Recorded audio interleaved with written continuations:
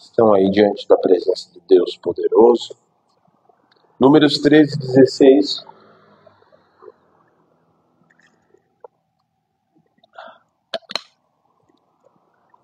E estes são os nomes dos homens que Moisés enviou a espiar aquela terra. E Oséias, filho de Nun, Moisés chamou Josué. Moisés os enviou a espiar a terra de Canaã e disse: subam pelo Negueb e entrem na região montanhosa. Vejam a terra como ela é. E o povo que nela habita, se é forte ou fraco, se são poucos ou muitos. Vejam também como é a terra que esse povo habita, se é boa ou má, e como são as cidades em que habita, se são arraiais ou fortalezas. Também como é o solo, se é fértil ou estéril, se nele há matas ou não. Tenham coragem e tragam os frutos da terra.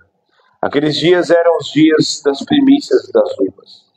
Assim, foram e espiaram a terra desde o deserto de Zin até Rehob, a entrada de Ramate.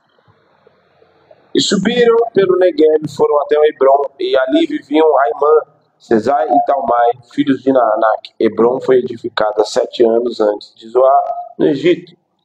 Depois foram até o vale de Escol, ali cortaram um ramo de videira com um cacho de uvas, o qual foi trazido por 2 homens numa vara. Trouxeram também romãs e figos. E esse lugar foi chamado de Vale de Escol, por causa do cacho de uvas que os filhos de Israel cortaram ali. Depois de 40 dias, voltaram de espiar a terra. Vieram a Moisés e Arão, tornaram a congregação dos filhos de Israel em Cádiz, no deserto de Parã. Fizeram um relato do que tinham visto e a eles e toda a congregação e mostraram-lhes os frutos da terra. Relataram Moisés e disseram: fomos à terra a qual vocês enviaram. Nos enviou. De fato, é a terra onde manda leite e mel. E estes são os frutos dela. Mas o povo que habita nessa terra e as cidades são muito grandes fortificadas. Também vimos ali os filhos de Anak. Os amalequitas habitam na terra do Negueb. Os heteus, os jebuseus, os amorreus habitam nas montanhas. Os cananeus habitam perto do mar, na beira do Jordão. Então Caleb fez calar o povo diante de Moisés e disse: vamos subir agora e tomar posse da terra, porque somos perfeitamente capazes de fazer isso. Porém os homens que tinham ido, como lhe disseram, não podemos atacar aquele povo porque é mais forte do que nós. E diante dos filhos de Israel falaram mal da terra que haviam espiado, dizendo: a terra pela qual passamos para espiar é terra que devora os seus moradores.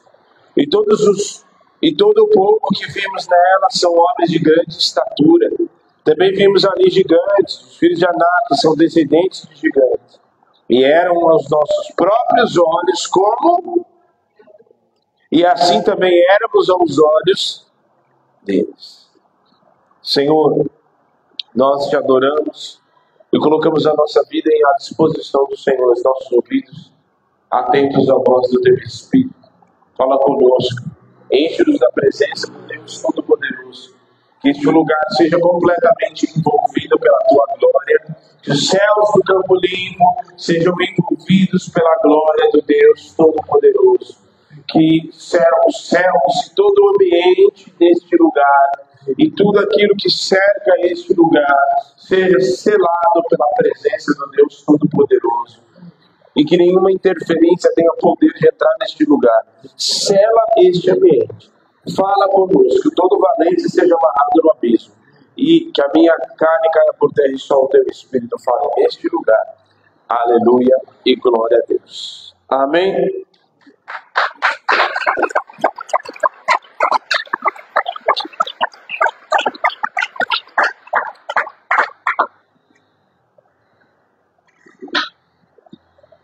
Pode se sentar. 5 anos de igreja vocês não aprenderam ainda, né? Brincadeira.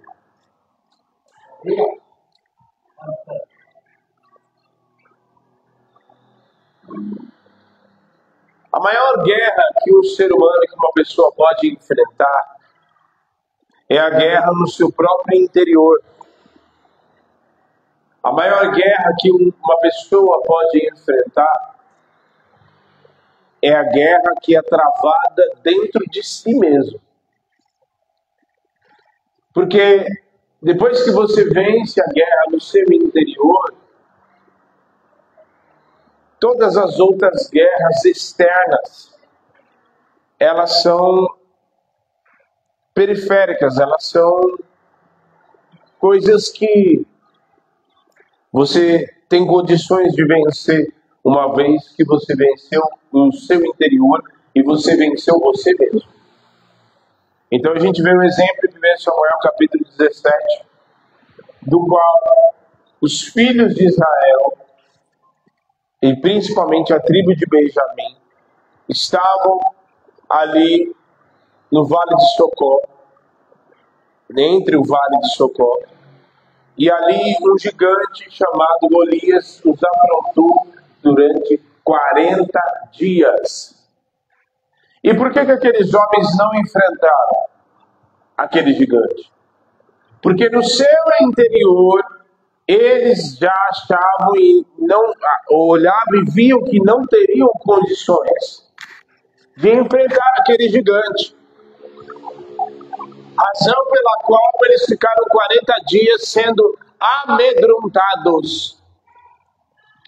E o grande exemplo a gente vê na vida de Davi, porque Davi, ele olhou para aquele gigante, viu aquela afronta, mas Davi, ele pegou aquelas 5 pedras, pegou a funda e de alguma maneira ele olhou, ele sentiu aquela afronta e falou assim: não, mas espera aí, não. Como é que esse incircunciso filisteu vai afrontar os exércitos de Deus vivo? E Davi fala a frase chave desse texto, dizendo: você vem contra mim com lanças, com escudos, com espada, eu vou contra ti em nome de quem?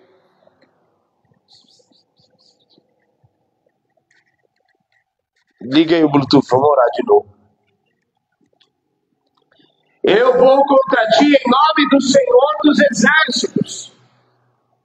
Porque Davi não foi na sua própria força. Ele sabia que ele tinha condições de enfrentar aquele gigante. Senão ele não teria ido. Ah, mas ele foi na força do Senhor. Foi na força do Senhor. Mas diferente de muitas guerras, como a guerra que Josafá, e que o Senhor entregou a palavra dizendo: parai e posicionar e ver de livramento que o Senhor nos dará. Quem venceu e quem guerreou aquela guerra, sem a interferência dos filhos de Israel, foi o próprio Deus. Sim ou não? Eles não levantaram uma espada. E o Senhor fez um rebuliço lá, levantou espada de medianita contra o Malequista, eles se mataram. O Josafá só fez com o povo ir lá colher os despojos, só isso. Então Deus poderia fazer isso lá naquele dia, só que ele precisava de alguém disposto. Porque quem vence a guerra, independente se de um jeito ou de outro, independente se com uma pedra, se com um valente de guerra, ou se simplesmente parar e ver de um livramento, independente, ou se pedra caindo do céu, como ele fez com Josué, independente de como seja, sempre vai ser o Senhor na frente, guerreando as nossas guerras. Porque ele é general de guerra. Só que não há como vencer guerras externas se eu não me enxergar, se eu não vencer as guerras que existem no meu interior. Não há como vencer. E eu estava meditando sobre isso. meditando numa palavra, porque eu recebi, esses dias eu tenho buscado muito e me enchido muito de palavra, ouvido muita coisa, só que eu preciso saber o que é para ministrar para a igreja. Que nem tudo que eu ouço é para ministrar para a igreja. E aí, meditando, e o Senhor me fez entender e dizendo, no que o povo tem mais perdido, Diego? Qual é a guerra que as pessoas mais têm perdido? É a guerra do interior. É a guerra contra si mesmo.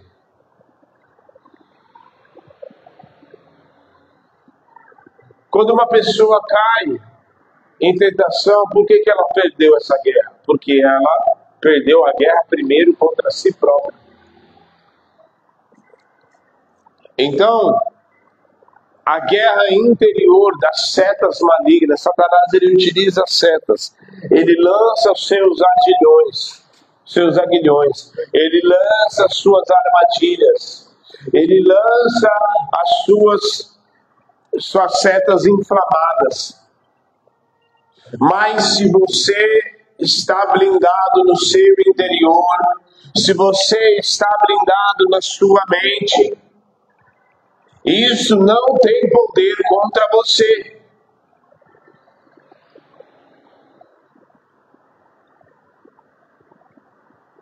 Isso não tem poder contra você.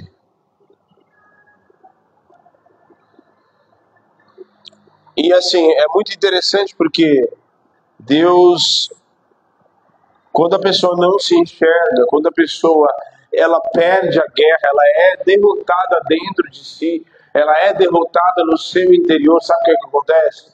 Deus pode preparar um banquete na frente dela, que porque ela tem a ação de derrota dentro dela, ela vai enxergar aquilo como um estrume, como...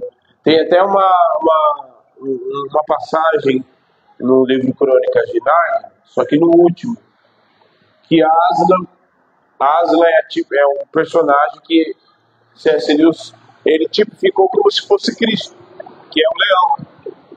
E ele prepara um banquete mesmo, enorme.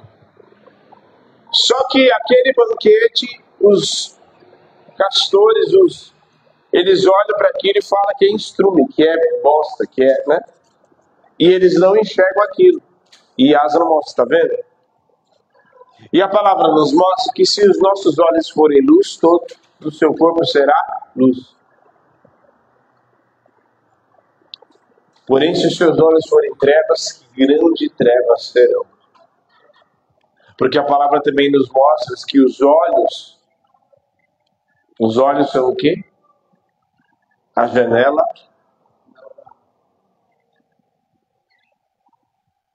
Então, o que acontece? Tudo aquilo que nós enxergamos e a ótica da qual nós trazemos, a maneira como nós expressamos, é resultado do reflexo de quem é no nosso interior. E muitas pessoas, o Senhor, muitas vezes, você pode fazer, o povo no deserto, Deus fez sinais, Deus fez de tudo. Prova de quem Deus era não faltava no deserto. Por falta de prova, pode ter certeza que não era. Só que eu tenho uma escolha todos os dias. Se eu serei vencido, e é interessante porque é a ação espiritual maligna. Guarde bem isso. A ação espiritual maligna de demônios e do próprio Satanás é o principal alvo contra nós de nos enxergar e derrotados e vem nos querer fazer derrotados no nosso interior para que sejamos derrotados em todas as outras guerras. Por quê? Porque Satanás, ele é um espírito derrotado. Sim ou não? Ele foi vencido aonde?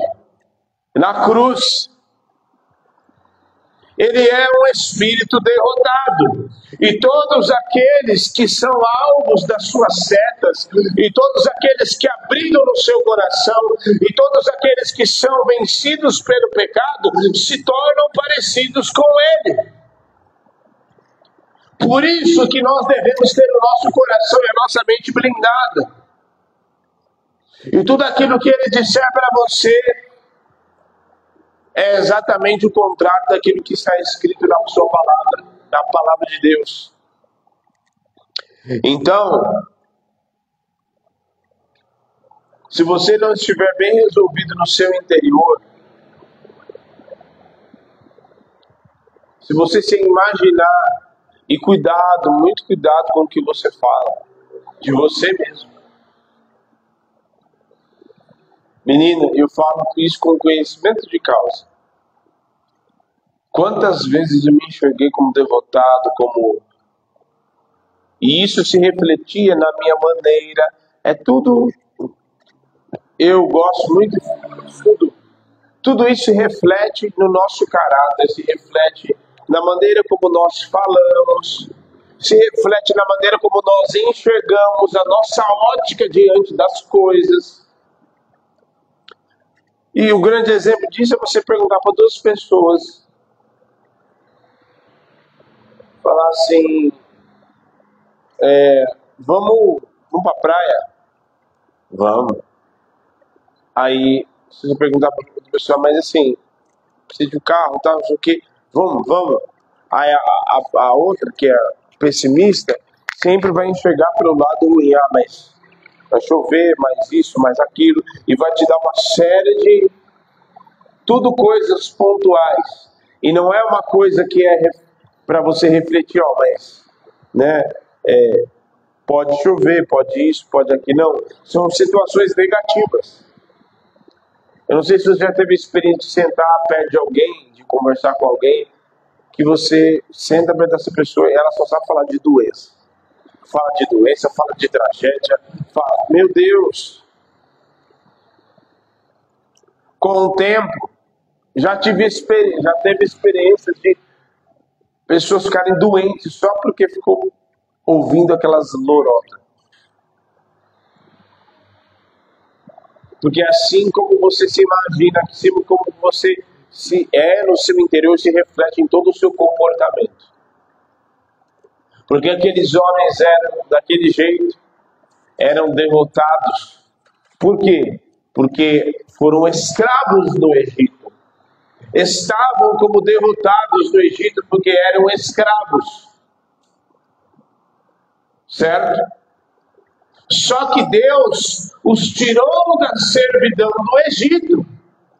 Os tirou da servidão do Egito e os tornou livres. E os levou, fez passar pelo Mar Vermelho diante de tantos sinais e os fez passar pelo Egito. Só que agora eles estavam no deserto, mas eles estavam livres. E muitas vezes o Senhor nos tira da escravidão de muitas coisas na nossa vida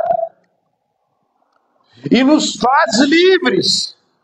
Mas a gente fica olhando para aquilo que mas era isso, mas aquilo, mas naquele tempo eu tinha isso, eu tinha aquilo outro, eu vivia assim. E você começa aquela coisa de que o povo foi tirado do Egito, mas o Egito não foi tirado deles.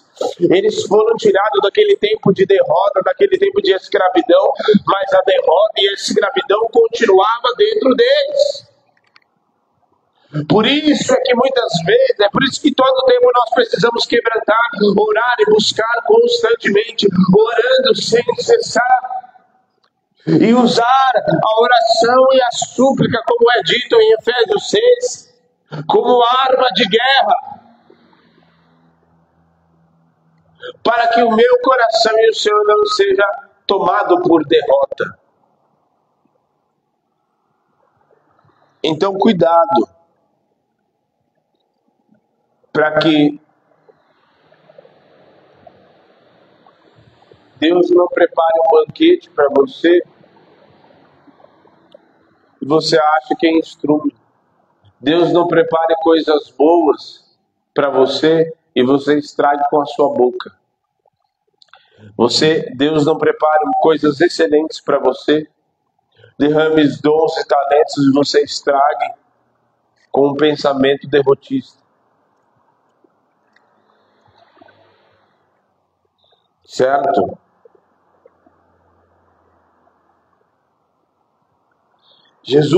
O Senhor fez com eles no meio do deserto tantas coisas. É aquilo que eu falei, não foi por falta de sinais. A água da rocha, tudo coisas assim sobrenaturais, pão do céu, coluna de fogo, nuvem no meio do deserto. E mesmo assim, aquele sentimento de derrota, porque eles se enxergavam daquela maneira. Havia uma guerra interminável no interior deles, da qual eles perdiam todos os dias, porque de tempos em tempos eles passavam ali e de tempos em tempos Moisés tinha que ficar ouvindo as lorotas e as murmurações no ouvido dele e do povo. Porque uma hora é porque faltava água, uma hora é porque não tinha carne para comer, uma hora é porque não chega logo, uma hora é porque o Senhor vai nos matar nesse deserto, uma hora é porque a terra é boa, exatamente, mas o povo lá e já nos matou e já nos engoliu e a gente não pode. Por que eles enxergavam a terra daquele jeito? Porque eles eram derrotados, porque eles haviam perdido a guerra no seu próprio interior. Então não adianta você e eu queremos vencer guerras externas se nós já perdemos a guerra no nosso interior.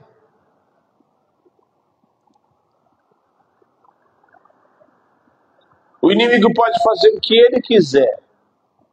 O que ele quiser. O que ele quiser.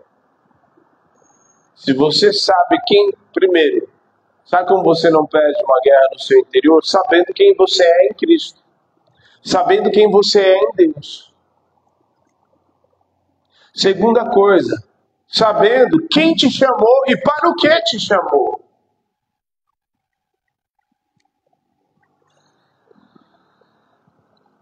Então, quem você é em Deus? Aliás, quem é você? Porque Davi bem sabia quem ele era. A razão pela qual ele venceu o gigante. Todos aqueles homens eram homens valentes de guerra. Homens valentes de guerra, mas estavam derrotados no seu interior. Perder aquela guerra contra os filisteus era questão de tempo, porque eles já estavam derrotados no seu interior. Então não adianta eu e você queremos vencer guerras no mundo espiritual se nós perdemos guerras na nossa casa, no nosso interior. Eu acho que isso não vai dar certo. Eu acho que hoje eu não vou para a igreja. Aí tem uma situação. Hoje eu não vou para a igreja porque não, estou mal. Perdeu a guerra. Você perdeu a guerra quando você faz isso.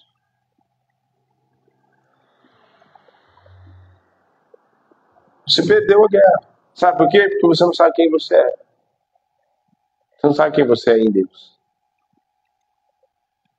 Então, uma pergunta, como que você se imagina? Como você se vê? E assim, não é nem... Entenda que tudo é você se enxergar exatamente como Deus te chamou, como quem você é em Deus. Não é se jogar nem por estrado dos pés, derrotado, porque a derrota acontece nas duas esferas. Tanto se você se enxergar como nada, pó, como também se você se enxergar mais exaltado de tudo, igual o rei Herodes, igual a boca do Nabucodonosor, é derrota também, do mesmo jeito. Josué e Caleb, eles se enxergavam exatamente como eles eram em Deus. Ponto. O Senhor nos deu a terra e nós vamos... Acabou.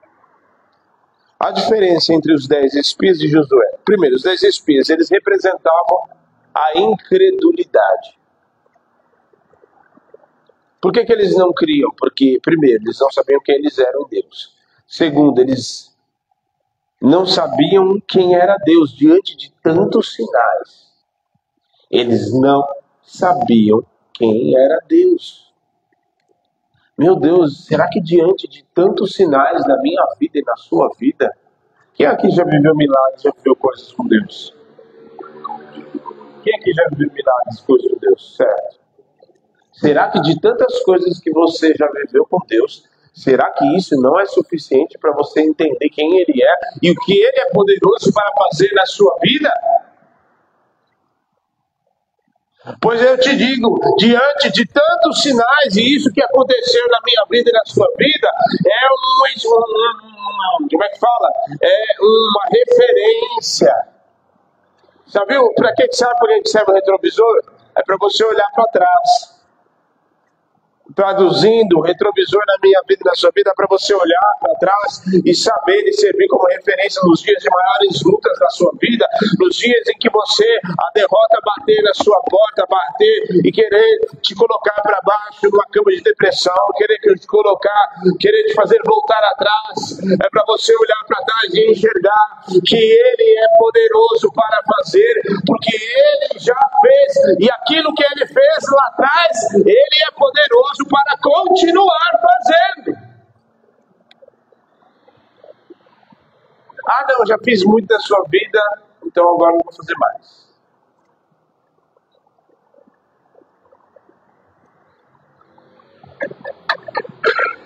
Fica de boa aí, ó. Boca fechada.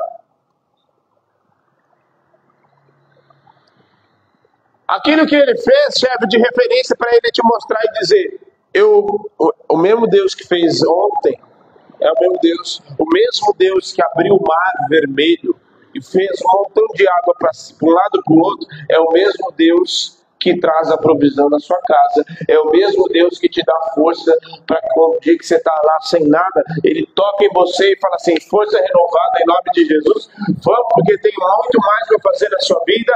É o mesmo Deus que estende as mãos sobre você e brada no meio das guerras para te dizer que Ele é Deus poderoso, o Jeová Sabaote, o Senhor dos exércitos. É o mesmo Deus. É o mesmo Deus.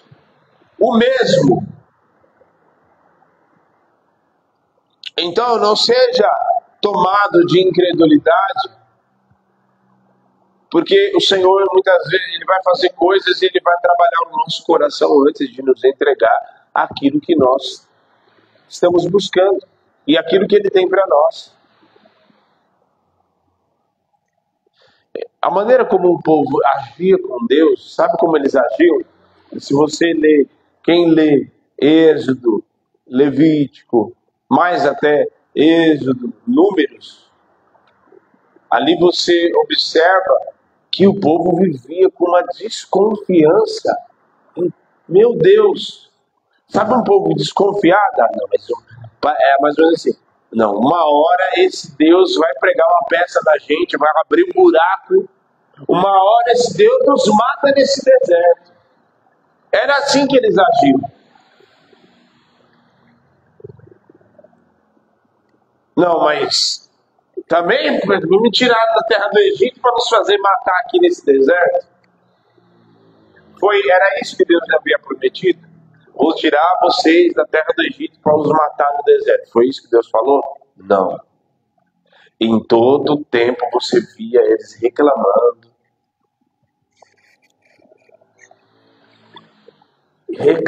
murmurando, eles estavam tomados. Aquilo, eu me arrisco a dizer que era muito mais até do que uma condição humana, era uma condição espiritual, porque em todo tempo, e o capítulo seguinte, o capítulo 14, se vocês lerem, o texto começa já dizendo no capítulo 14, e o povo passou a murmurar e levantou grande clamor e murmuração, a ponto de Caleb começar ali e chamar o povo à consciência. O povo pegou pedra para apedrejar Caleb. Olha o nível. E aí só não apedrejou Caleb porque a glória do Deus, a glória de Deus desceu no arraial. E acabou com aquela fala. Acabou com tudo.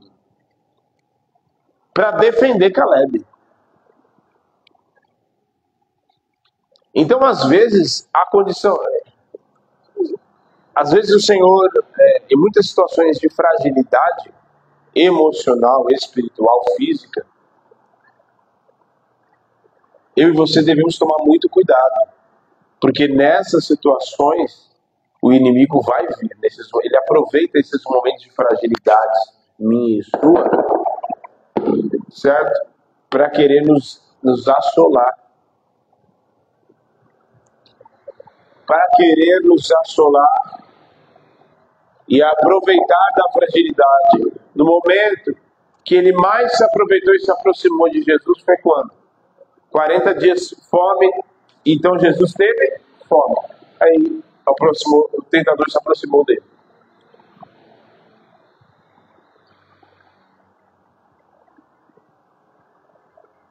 Só que nesses momentos de fragilidade, você pode até passar por provas, por situações, mas se você sabe quem você é em Deus, e se você vence as guerras no seu interior, e em todas as guerras, sejam principalmente contra o inimigo, guerras externas, mas no seu interior, em todas as guerras, o Senhor está presente. Em todas as guerras, o Senhor está presente. O próprio salmista diz, salmo muito conhecido, dizendo, que até tem uma música, né, sobre isso. Aquieta minha alma. Por que te perturbas dentro de mim? Espera em Deus e ainda o louvarei. Por que te perturbas dentro de mim? Ou seja, era uma guerra interior. Era ele mesmo, o salmista falando com ele mesmo, dizendo, meu, você tá doida. Aquieta-te dentro, espera em Deus e ainda o louvarei. Isso mostra que muitas vezes nós precisamos... Sabe aquele dia que você vai ter que pregar para você mesmo? Quem já pregou para você mesmo? Você vai olhar no espelho e dizer, tá ficando doidão, né? Você tá ficando doidão, você tá ficando doido. Você tem que esperar no Senhor. Você tem que guardar. Você não está assim desse jeito? Não, peraí. Você precisa ir para a oração agora, já. Ah, mas eu não quero, porque tem aquele dia que você está com preguiça. Não, você vai agora. Você vai se pegar e se lançar na oração. É nesses momentos. E isso é tão verdade que o próprio salmista fala. Então, eles pensavam que a qualquer momento Deus ia pregar uma peça neles, que Deus ia fazer, sabe? Sabe aquela coisa que tem um pé atrás, pessoa que tem um pé atrás? Sabe aquela mulher ou um cara que, mais até com mulher, né? Que um dia viveu um relacionamento abusivo ou foi traída e aí acabou. E aí a pessoa se envolve num outro relacionamento, certo? E aí o que acontece? A pessoa fica toda hora ligando. Onde você está? O que você está fazendo? Isso aqui. A qualquer momento ela pensa, não, a qualquer momento esse cara vai me trair. Esse cara vai passar a perna em mim. Só que Deus...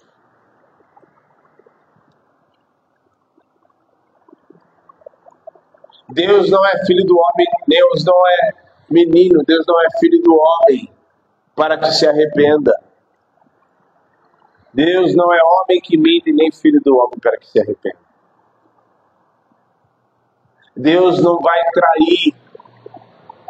Pelo contrário, a gente vê vários textos em Oséias e em tantos outros que o Senhor fez Oséias se casar com uma prostituta para que ele passasse para o povo e para que o próprio profeta se sentisse como o próprio Senhor se sentia. Israel me traiu. Não, mas da parte do Senhor não haverá traição. Pode acontecer o que for, pode tecnologia, o mundo se atualizar, o mundo se modernizar, mas da parte do Senhor não haverá traição, porque Ele, como diz em Malaquias 3, eu sou Deus e não mudo. E é por causa disso que vós não sois consumidos. Então, da parte do Senhor não há traição, então eu não preciso esperar agora qual é a novidade que o Senhor tem para mim, porque, né, tem gente que tem, quem nunca pensou nisso? Ai, recebe tanta, né, espera já o ruim. Ai, mas o que será agora? Ai, mas, né, fui assaltado, mas o que pode? Né, aliás, tem aquela famosa frase, quando você fala essa frase, parece que, ai, o que pode acontecer de pior agora, né? E aí, de repente, você tá no frio, sem blusa, aí você fala, nossa, o que pode acontecer de pior agora? Aí você não tá de guarda-chuva, chove na tua cabeça. Aí você fala, não é possível. Aí começa a vir aquela ventania, aí passa um carro, um ônibus, no meio de uma poça e te dá aquele banho. O negócio só vai progredindo. Porque você pensa muitas vezes só que o pior pode acontecer a qualquer momento. Que só o pior. E quer saber, muitas vezes nós esperamos o pior de Deus. Nós esperamos e aguardamos o pior. Porque não enxergamos com os olhos da fé, mas com a incredulidade que já existe. E a todo momento nós estamos duvidando.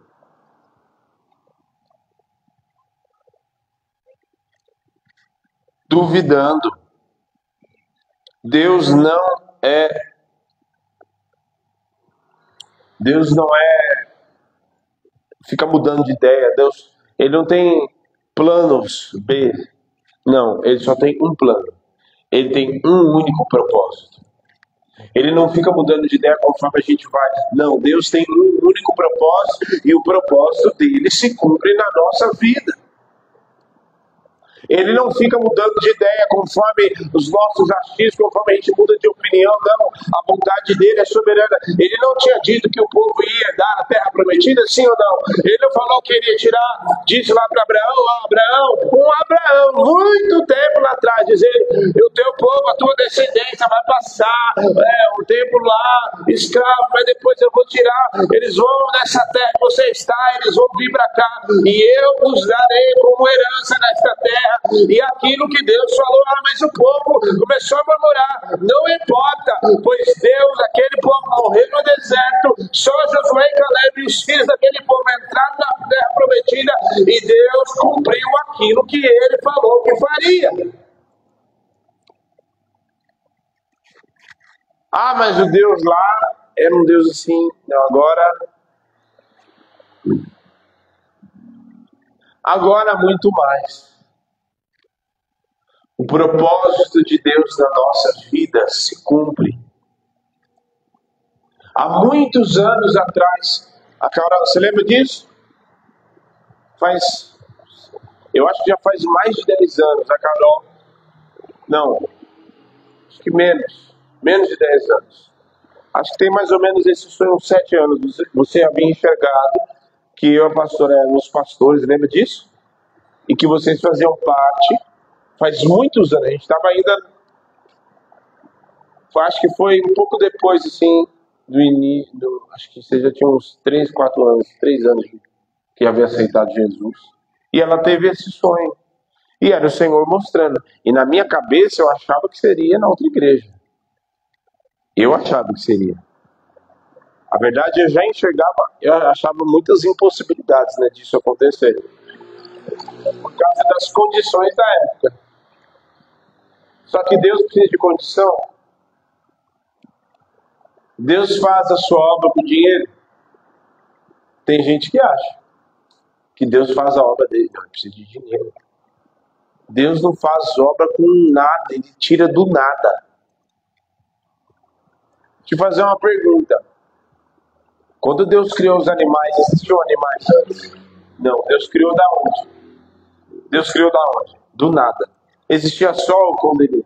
Não. Ele criou do sol da onde? Do nada. O termo em hebraico chamado bara significa criar do nada, trazer à existência aquilo que nem existe. Deus pegou aquele povo, tirou da terra, havia falado que ele iria fazer e ele cumpriu. Aquilo que acontece na nossa vida, aquilo falando do sonho, ele foi, deu um sonho, depois de muito tempo depois, o Senhor falou comigo em profecia, através da boca de um jovem, e ele cumpriu aquilo que ele falou. Mas Senhor, eu não tenho condição, porque a minha condição isso, porque a minha casa está desse jeito, porque o meu casamento está assim, os meus filhos assados e não sei o quê. Deus é Deus que cumpre promessa. Ele não depende de condição humana, ele não depende de recursos humanos, ele não depende de nada. Ele falou e ele cumpre em nome de Jesus. Ele não depende de nada. Eu não falava, mas minha casa está assim, mas não sei o quê. E Deus olha e fala assim, mas eu dependo dessas coisas, para fazer aquilo que eu já estabeleci. Quando Moisés falou, Senhor, mas eu não tenho como falar para o povo, eu sou gago, eu sou duro de falar. E aí Deus fala, quem fez a boca do homem, Moisés? Quem fez a boca do homem? E ali na frente de Moisés, Deus fez sinais já, na cara dele. Fez o bordão lá, o cajado virar cobra, depois a cobra virar cajado de novo. Aí Moisés já chega lá, já vê uma sarça pegando fogo, mas o fogo não consumia a sarça. Mas como que se dá isso? Peraí. Aí foi a hora que ele chamou a atenção, foi exatamente isso. Aí depois, põe a mão no seu peito, Moisés. Aí o mão saiu leproso, depois põe a mão de novo. Na frente dele. Deus é Deus poderoso e ele não depende de condição humana, não. Ele não depende de nada que a gente tem nas nossas mãos. Se ele quiser usar o que tem na minha mão, ele usa. Se ele não quiser, ele não usa. Eu não falei da guerra? Teve guerra que Deus venceu dizendo para Josafá, parar e ver de um livramento, porque eu vou vencer essa guerra. Teve guerra que faz com Ezequias, que ele envia um anjo e derrota milhares de exércitos poderosos ali. Teve guerra que ele foi e enviou a pedra do céu e derrotou muito mais. Foram aqueles que caíram com a pedra no céu do que. Teve guerra que o Senhor simplesmente rodeia a terra, rodeia. 6 dias de silêncio. No 7º dia, grita, toca a buzina que as muralhas vão cair. Teve guerra que só foi uma pedrada na cabeça do gigante e o gigante caiu e o povo venceu. Isso mostra que Deus não depende de nada. Ele usa o que ele quer, a hora que ele quer, do jeito que ele quer e faz a maneira que ele deseja. Para mostrar para nós que tudo está no controle das mãos dele. Então pare de colocar condições para Deus fazer as coisas na sua vida. Pare de colocar condições e impor. Tem que fazer desse jeito. Deus não tem que fazer do jeito que a gente quer nada. Deus não tem que fazer do jeito que ninguém quer. Ele faz do jeito dele. Sabe qual é bem da verdade? Sabe por que o povo queria? Pela maneira como eles relatam ali, o povo queria entrar na terra e não queria que tivesse ninguém. Veja só. E o povo, do jeito que o povo fala, não, mas tem os Anak, tem um povo lá. Eles queriam entrar na terra e não queria que tivesse os frutos, mas que as casas, tudo tivesse vazio. Eles queriam, vai herdar a terra, então vocês vão entrar lá e... Eles queriam que tivesse assim.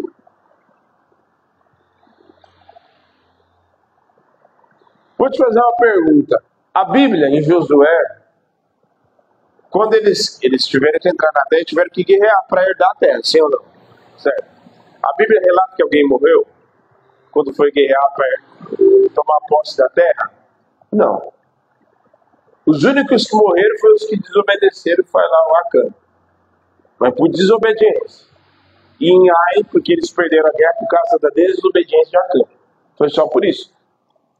Mas depois que foi a desobediência eliminada do meio do povo, eles foram herdar a terra e ninguém morreu, porque Deus cumpre o que ele estabeleceu. Até só a lua se parou. Um dos maiores feitos da história. A lua e o sol pararam. E depois, até uns anos atrás, os cientistas descobriram que falta mais ou menos meio-dia ou um dia e pouco a menos na história, na cronologia.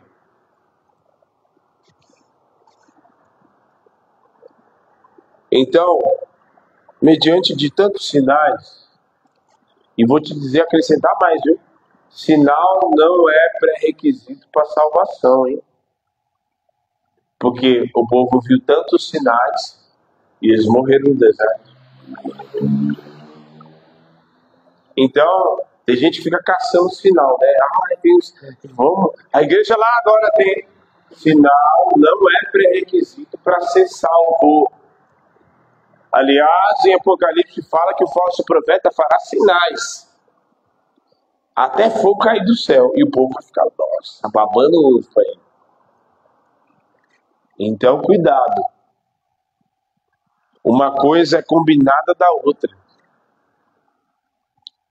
Se tem o poder de Deus, a presença de Deus se move, é óbvio que haverá sinais. Mas eu preciso entender.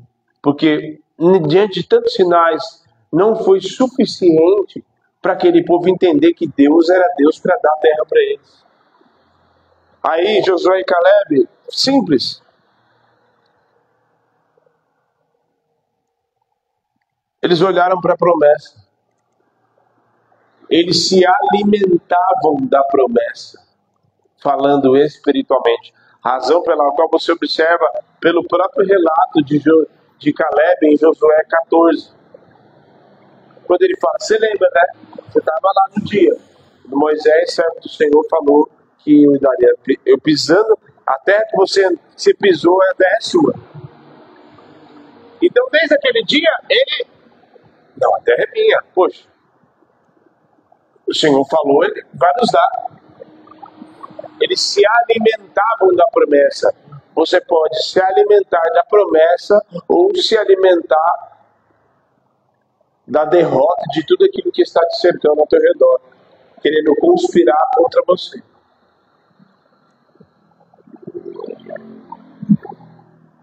Ele olhava, ele via, é interessante porque pela maneira como eles falam, os 10 espias de Josué e Caleb, parece que eles viram terras diferentes, não parece? Pela maneira como eles relatam, você fala assim, não, peraí, Josué e Caleb foi para uma terra diferente e os 10 espias foram ver outra coisa, não parece? Parece que eles viram terras diferentes por causa do relato, não! Eles viram a mesma terra. E aí é muito interessante porque eu estou pregando aqui. Cada um está absorvendo de um jeito diferente. Cada um está absorvendo de um jeito diferente. E você vai ditar o que essa palavra vai produzir na sua vida ou não. Você está vendo que Deus, todos estão vendo o que Deus está fazendo no nosso meio. É você que vai ditar, não, mas espera aí, Deus é Deus poderoso. É você que vai ditar o que na sua casa, quando você estiver passando por uma situação, você fala assim, não, é assim mesmo. Vou ter que pedir emprestado de novo. Vou ter que fazer isso de novo. Vou ter que fazer, vou ter que... Ou você vai crer na palavra de entender, não, mas espera aí, Deus é Deus. Ele já fez sinais na minha vida, então isso aqui que é uma aprovação para Deus me aprovar em alguma coisa, para eu passar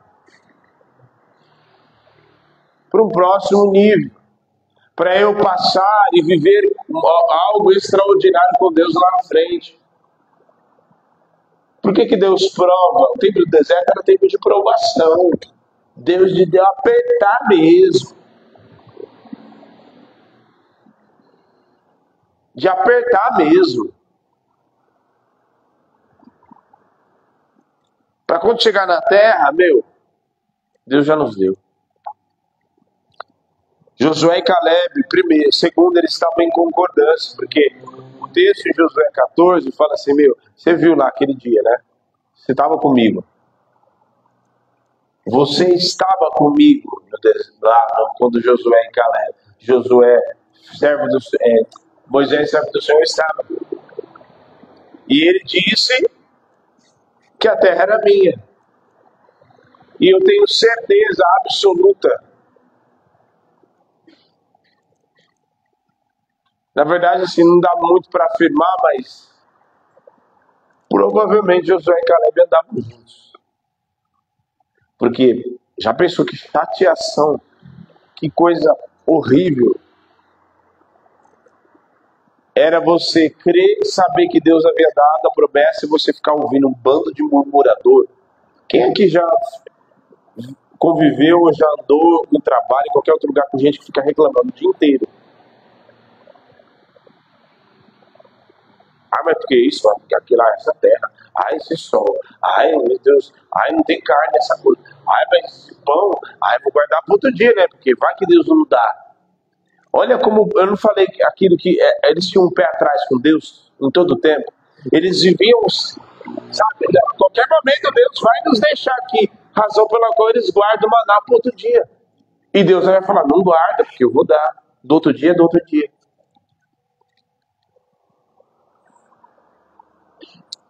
E eles perseveraram. Josué 14:6, ele fala, Josué 14:8, ele fala que o povo lá murmurou e desfaleceu o coração deles, mas eu perseverei em crer. E ele perseverou. A maior das derrotas que um homem pode viver é deixar de crer. É morrer na beira do caminho. É morrer na praia, né? É não perseverar. E a Bíblia nos fala que aquele que vencer, ou seja, aquele que perseverou até o fim. E tem muita gente que está perdendo, deixando de perseverar, perdendo na linha de chegada.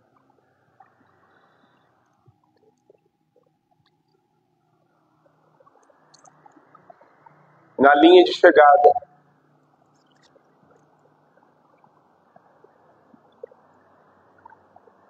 Não era pra você passar por aí não, cabeça de baga. Era pra você dar a volta.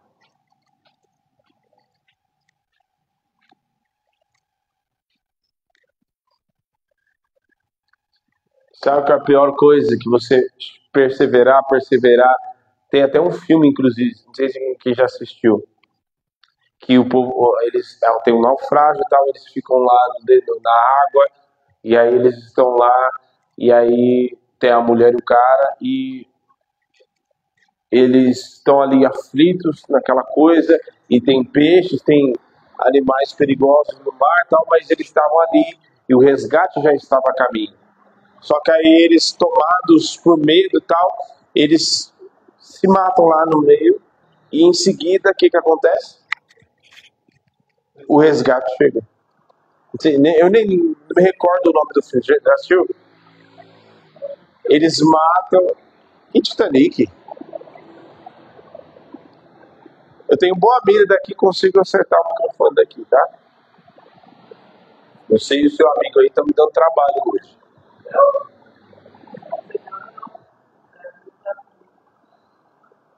Mas a pior coisa que existe é você parar e desistir quando você está perto da linha de chegada.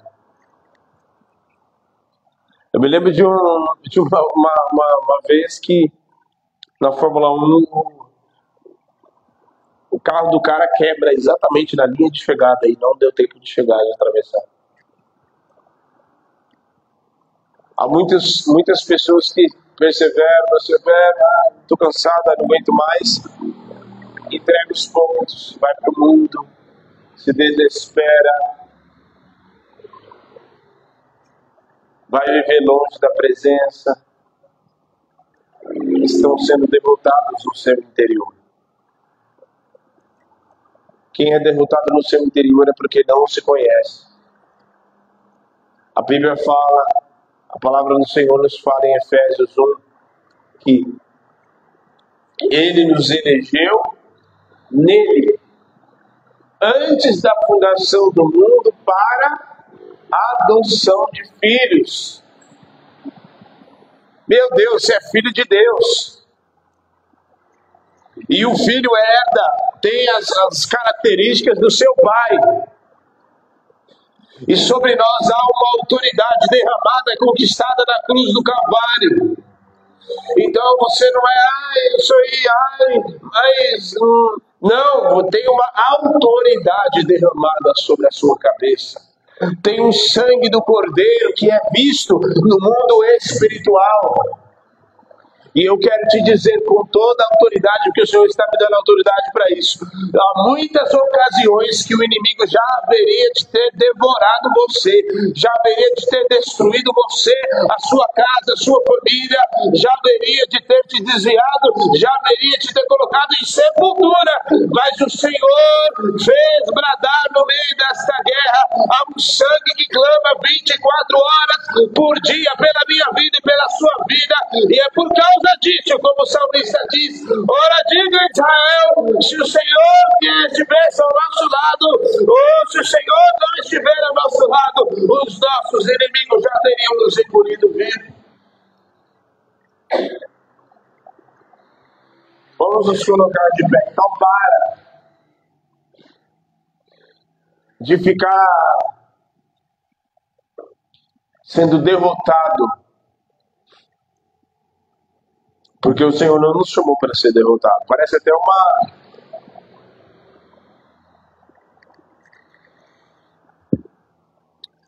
até uma palavra motivacional, né? Mas não, é a verdade da palavra. O Senhor não nos criou para ser derrotados.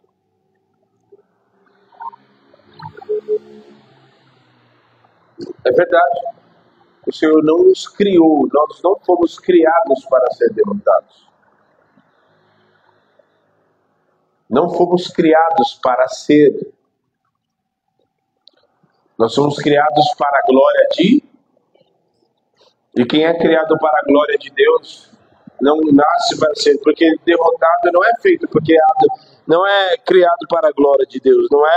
Não existe ideia, fulano viveu uma derrota, caiu no pecado, e isso foi para a glória de Deus. Não. Fulano saiu da igreja e desviou e não sei o que, e isso é para a glória de Deus. É isso? Não. Deus não nos criou para a vergonha e para a derrota. Deus nos criou para a sua glória, para que nós possamos vivemos grandes coisas extraordinárias em sua presença, vivemos promessas dele sendo cumpridas na minha vida e na sua vida. Fomos criados para a sua glória e para o seu louvor, para que dia após dia nós possamos viver coisas extraordinárias, vivemos experiências com esse Deus, crescemos espiritualmente, temos a nossa fé avivada, e enquanto estamos de joelhos, quando levantamos, o Senhor brada no meio das nossas guerras, e no nosso interior nós vamos sendo aperfeiçoados, razão pela qual nós não fomos criados para a derrota. O Espírito de Deus habita em nós. O Espírito de Deus habita dentro de derrotado.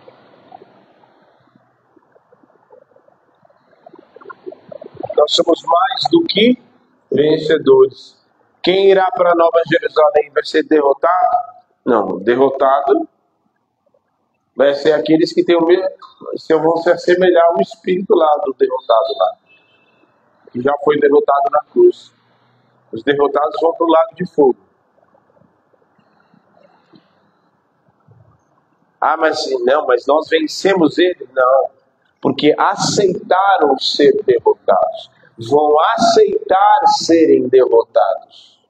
Porque a gente que ganha aqui, guarde bem isso, tem gente que acha que está abafando e que está ganhando. Muitas vezes em aparentes perdas, em aparentes derrotas na minha vida e na sua vida, na verdade são grandes vitórias em nome de Jesus. São grandes vitórias, porque muitas vezes situações que você acha que está perdendo, que muitas vezes é Deus trabalhando, massacrando o teu orgulho ali, trabalhando o teu ego, te colocando ali nas mãos do oleiro, mas ali a vitória está acontecendo, porque no interior está o Espírito Santo, está trabalhando, está construindo o Cristo vivo dentro de nós.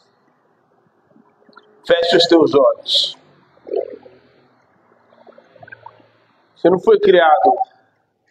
Eu tenho certeza, tem pessoas aqui que você já se enxergou de todas as maneiras, já duvidou daquilo que Deus faz. Hoje é dia de você lançar por terra toda a incredulidade.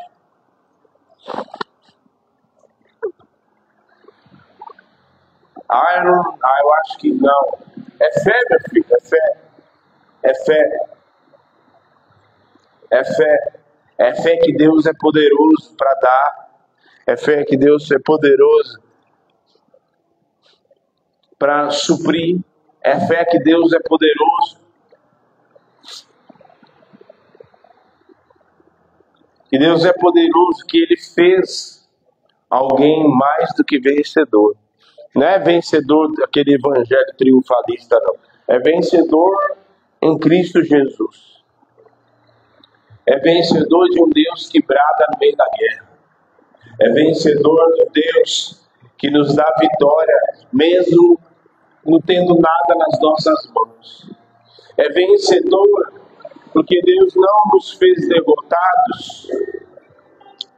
Fomos criados para louvor de sua glória. É vencedor para entender que, mas não tem como. Pois Deus não precisa desse como. Deus depende do poder dele para fazer.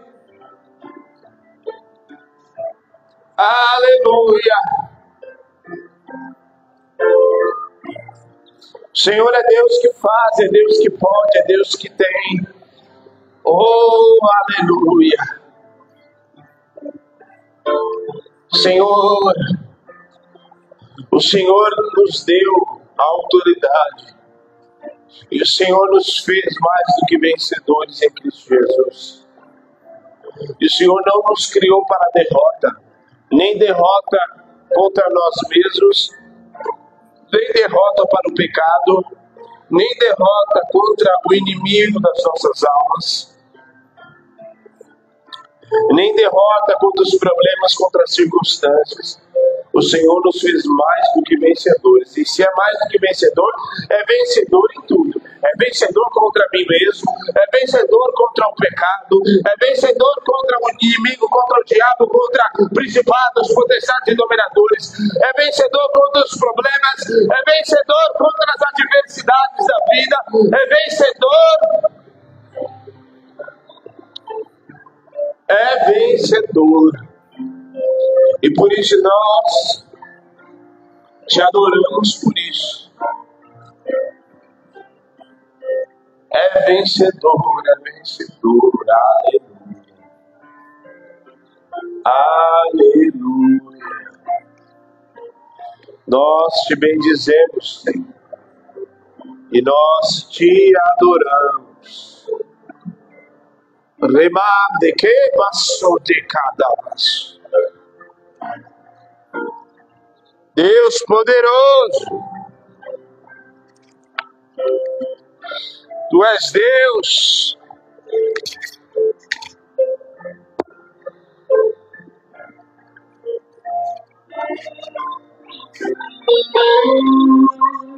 Aleluia.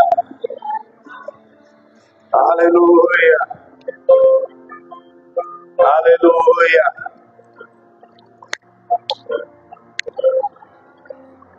Senhor dos exércitos é o seu nome.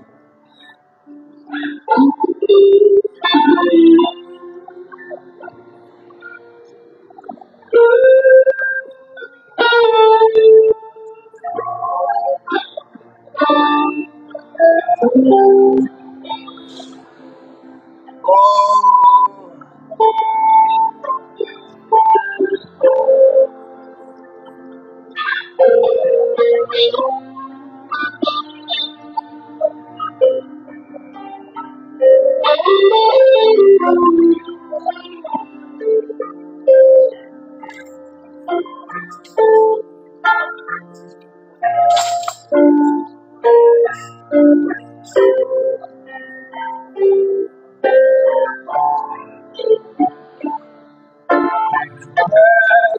oprimidos, quem é semelhante ao rei, de olhos como fogo, cabelos como a neve, seu rosto brilha mais que o sol.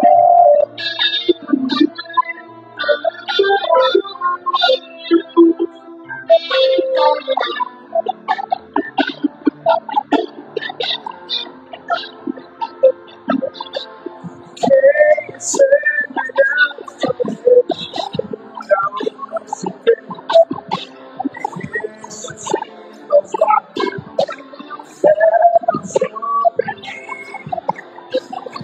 e semelhante ao rei, de olhos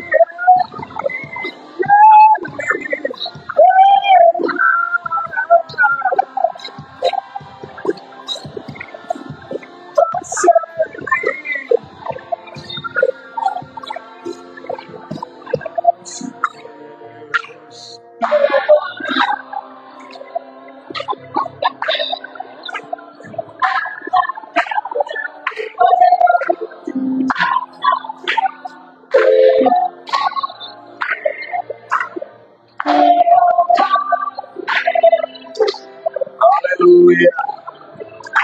Ele é general de guerra. Aleluia. O texto fala que eles se enxergavam como gafanhotos. Isso é muito sério. Eles falam, nós somos como gafanhotos e aos nossos próprios olhos. E aos olhos deles nós éramos como gafanhotos. Na verdade, eles só olhavam dessa forma porque eles se enxergavam assim.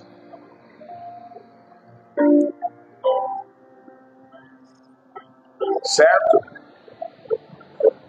E a gente sabe muito bem que o psicológico, ele faz toda a diferença.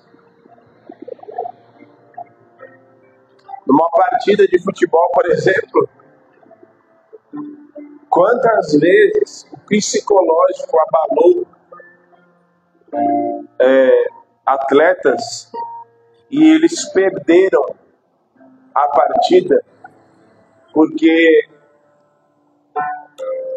o seu psicológico estava abalado e ele estava abalado e por causa disso ele perdeu.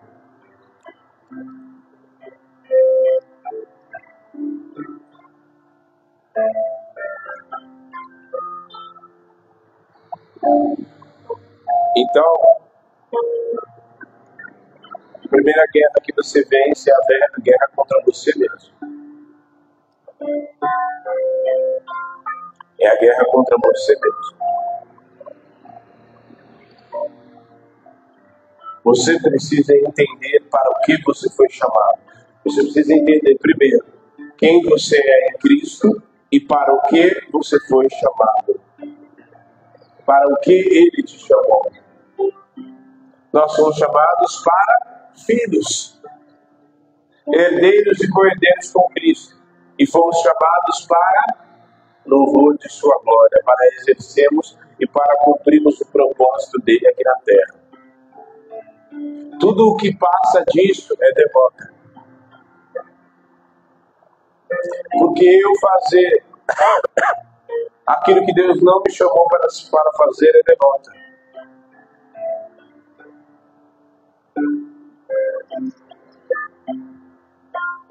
Jonas queria fazer aquilo que Deus não havia chamado ele de fazer. E é para outro lugar. Não quero ir para ali. Eu não vou. Ah, não vai? Então tá bom. Ah, não vai. Então, tudo bem.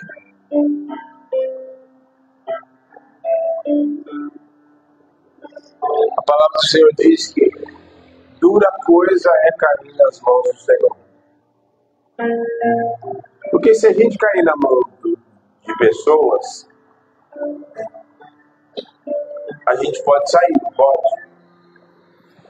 Se a gente cair na mão do diabo, de demônios, Deus pode nos tirar, não pode? Mas quem é que tira você da mão de Deus? Me explica aí. Se cair na mão de Deus, quem é que tira você de lá? Ninguém. Ninguém. Então, nesta noite, olhe para dentro de você e olhe para a palavra. A palavra nos diz para que fomos chamados. Fomos criados para a sua glória. Fomos eleitos nele antes da fundação do mundo. Fomos elegidos nele, dentro de Deus. Fomos eleitos nele antes da fundação do mundo. Para quê? Para ser contador. Fomos eleitos dentro de Deus para ser empresários. Para sermos jogadores, atletas. Para que fomos criados? Filhos. Fomos elegidos nele. E o filho, novamente, carrega as características. Tem até o louvor, né? Ele nunca perdeu, venceu. Pois é. Se você é filho do papai, você vai... Faz sentido o pai ser vencedor e o filho derrotado? O Espírito Santo lá no divã, Deus Pai assim, Jesus do lado, dizer assim: poxa vida, eles não me ouvem. Eu uso os dons, faço sinais e maravilhas, e eles não creem em Jesus. Eles não salvam. Eles não oram, eles não buscam. Eles não ouvem a palavra.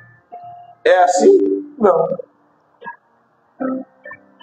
Quem crê nas promessas, quem crê, quem orar, quem buscar, vai ser vencedor. Quem não crê,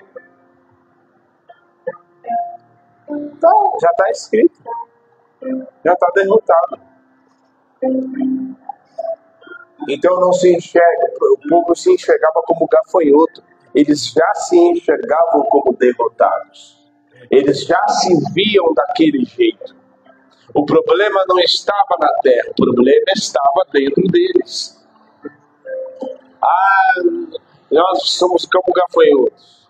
E Josué, Caleb falando lá: não, subamos e possuamos a terra. O Senhor já nos deu. Deus já nos deu, já é nossa. Já está tudo dominado. Não, a gente é gafanhoto. Não vai dar certo. Não, mas Deus não pode fazer isso, porque eu não tenho isso, eu não tenho aquilo outro. E Deus depende do que tem na sua mão, né? Ah, não, mas não pode fazer porque eu preciso disso e daquilo. Você pode precisar disso, mas Deus não precisa de nada. Oxi. Ah, não, porque precisa. Não, para. Pare de andar por vista, ande por fé. Não ande por vista, ande por fé. Enquanto Pedro olhou para Jesus, creu, andando sobre as águas. Andando sobre as águas. Aí ele, tô achando que esse negócio aqui é muito perigoso. Fundou. Jesus foi lá e estendeu a mão, né? Por que você duvidou, homem de pequena fé? Se Pedro era homem de pequena fé, conseguiu andar sobre as águas um pedacinho, e os que estavam no barco eram o quê? Se Pedro era homem de pequena fé, os que ficou no barco eram o quê? Então, a partir de hoje, você crê. Você é eleito nele, você foi chamado para a glória dele, você é mais do que vencedor nele, e ponto final. Amém? Você que nos assiste, você também. Foi criado para ele, foi eleito nele como para adoção para filho, foi criado mais do que vencedor, foi feito mais do que vencedor em Cristo Jesus, foi criado para louvor e para a glória de Deus. Então não tem derrotado para a glória de Deus, não. Tem mais do que vencedor para a glória de Deus, em nome de Jesus. Deus abençoe. Amém.